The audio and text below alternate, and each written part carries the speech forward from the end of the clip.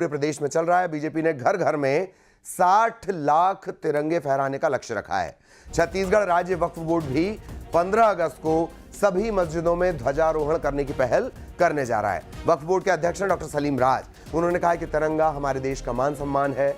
मस्जिद कैंपस और मस्जिद के बाहर तिरंगा फहराने में कोई आपत्ति नहीं होनी चाहिए। सभी मस्जिद के मुतवल्लियों से गुजारिश की जाएगी कि मस्जिदों में कमेटी के साथ ध्वजारोहण करें। जब हिंदुस्तान की धरती पर हैं तो हिंदुस्तान जिंदाबाद, भारत माता की जय बोलने में दिक्कत नहीं होनी चाहिए। तिरंगा हमारा मान सम्मान के लिए है और चूंकि तिरंगा मस्जिद के कैंपस के में या बाहर तिरंगा फहराने में कोई आपत्ति नहीं है। भारत माता की धरती में भारत का तिरंगा नहीं फहराएगा तो कहाँ पर फहराया जाएगा। इसलिए समस्त मस्जिदों और मुतल्ली से गुजारिश की जाएंगी कि 15 अगस्त को अपनी मस्जिद में अपनी मस्जिद कमेटी के साथ ध्वजारोहण कर। नहीं, कड़ा फैसला नहीं, भारत हित में है। जब हिंदुस्तान की सरजमी में हम लोग हैं तो हिंदुस्तान की जयकार, हिंदुस्तान को जिंदाबाद बोलने में क्या, तिरंगा सबका मान सम्मान का प्रतीक है। तो इसलिए तिरंगा फहराने में कोई मुसलमान को तकलीफ नहीं है और ये सहन बिल्कुल आराम से कबूल करेंगे। नहीं, चूँकि छत्तीसगढ़ है, चूँकि छत्तीसगढ़ राज्य वक्फ बोर्ड का अध्यक्ष हूँ, तो एक कोशिश करना चाहिए और सामाजिक समरसता होना चाहिए कि भारत का हिंदू भी उतना देश से प्रेम करता है और मुसलमान भी देश से उतना प्रेम करता है। तो जब प्रेम भाव कब जागेगा, जब तिरंगा फहरेगा।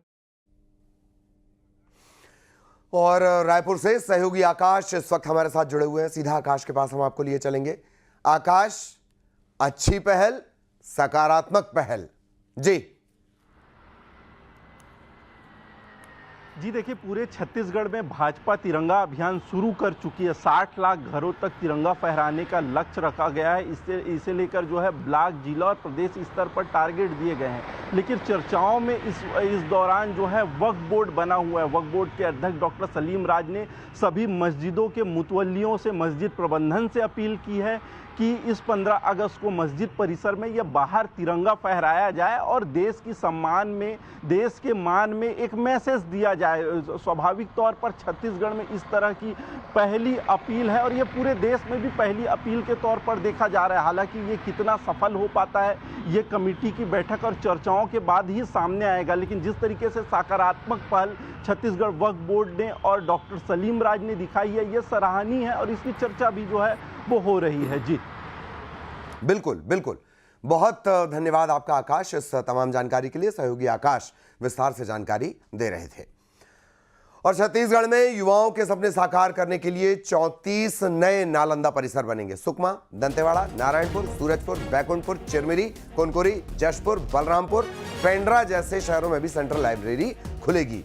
युवाओं को प्रतियोगी परीक्षाओं की तैयारी के लिए यहां अच्छा माहौल मिलेगा।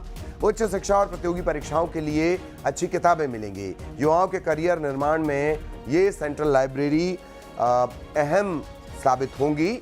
और नगरीय प्रशासन विभाग ने नालंदा परिसर के लिए 237 करोड़ 58 लाख रुपए मंजूर किए हैं। पहली किश्त के रूप में कुल 19 करोड़ 14 लाख 87 हजार रुपए इसी महीने जारी कर दिए जाएंगे।